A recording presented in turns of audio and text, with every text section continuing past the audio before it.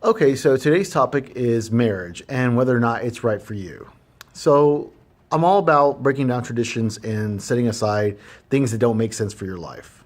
The scary thing about marriage is that nobody knows when it was invented. Now, you can go do your research, all your own crazy research, look at religious backgrounds, look at ancient Greece, do all your research you want. You're not going to find anybody who can tell you the origin or why it was actually created. We can tell you what we believe, not what actually happened. In fact, save yourself a lot of drama and actually go look up the first recorded marriage in history, which is 639 BC. I won't even get into all that. So nobody knows why exactly it was created. We have a lot of theories and things behind it. And this video is whether or not marriage is right for you. So I have a big issue with traditions that are passed from person to person to person and family and generations, and we don't ask our own questions, and the traditions don't make sense. Now, I'm not saying marriage is bad. I'm not saying it's good either. I'm saying, like, hopefully you're getting through my videos, getting the notion, is make up your own mind. Make up your own mind. Is it right for you? Okay, so let's start from here.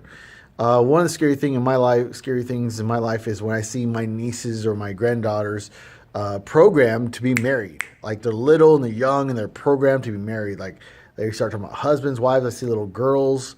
They start talking about being somebody's wife, talking about having a husband, and they're little, like little girls. They're 8 or 7 and they're dreaming of that magic day. What are we doing to our children?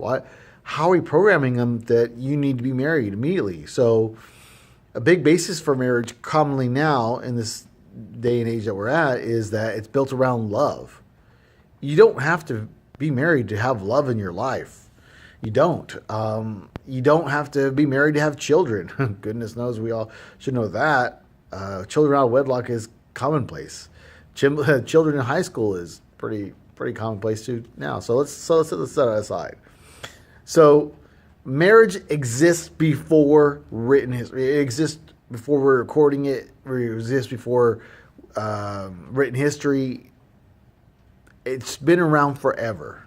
And even though we want to talk about back to something religious, whatever your religious beliefs are, that's not what we're talking about here. Why was it marriage invented? And is it right for you? Is this a tradition you should continue for yourself?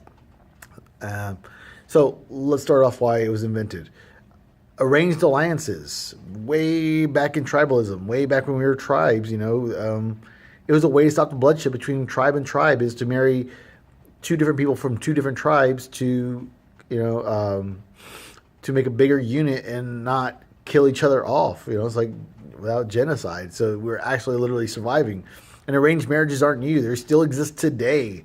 Dowries, whatnot, which is usually a younger bride and an older male. And again, that's still for the prosperity of that family and not about love. So from tribes to arranged marriages today, I mean, it's still not, you're not talking about love. You're talking about survival of a tribe, of a clan, or you're talking about, increasing one's wealth or whatnot. And there's plenty of movies and history documents about women not having rights and being married off in that fashion. Now, even when you got married, that's supposed to imply monogamy as it does today. Well, even though really most marriages are built around polygamy. So as a woman, not myself as a woman, not maybe my inner woman, no. As a woman, though, women didn't have rights in that regard.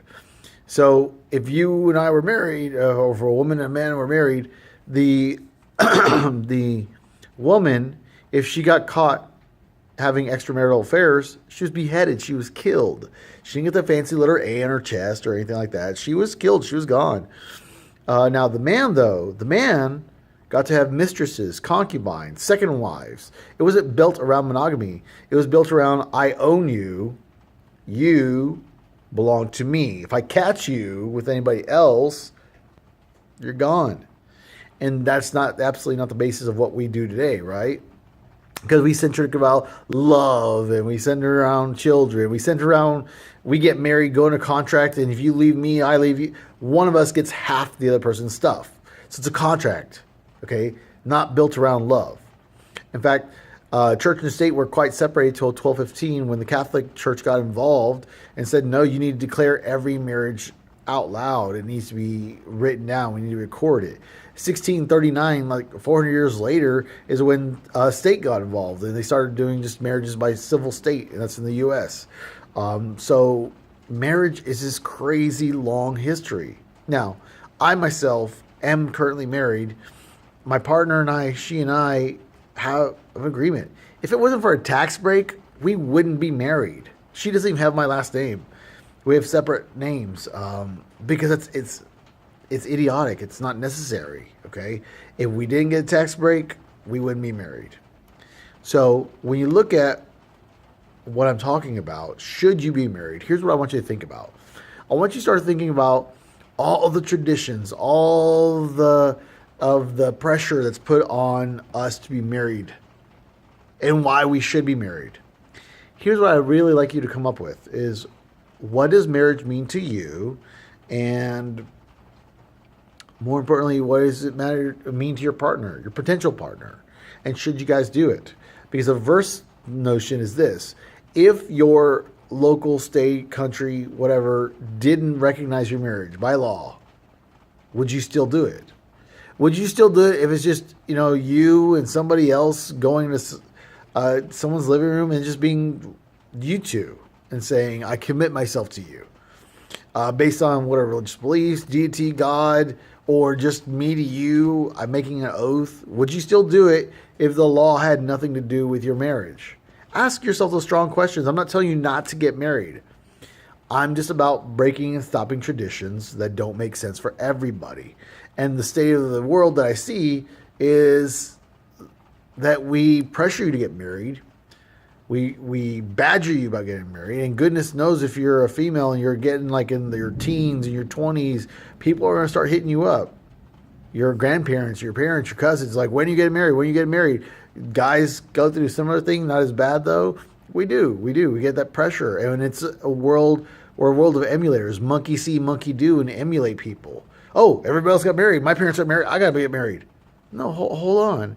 Do you have to? Because there's something sweet and poetic about you and I are not obligated to each other legally.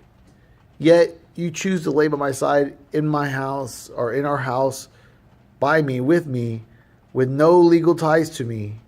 And you don't have to be here. You want to be here. It's not inconvenient for you to leave and go through a divorce. You can just get up and walk out, yet you choose not to. That's a fascinating notion versus like, I'm stuck. It's expensive to leave. I'm tired. And just, I really dislike all the social pressures people receive about being married. So think about it for yourself. And if you do decide to get married, please have that conversation with your potential partner. What does marriage mean to you? And what does it mean to me? And if you get some idiotic, I don't know, then should you be getting married at all? Think about those. Ponder them and decide for yourself. And I hope you have a wonderful life with that. Post any questions, comments. I will respond.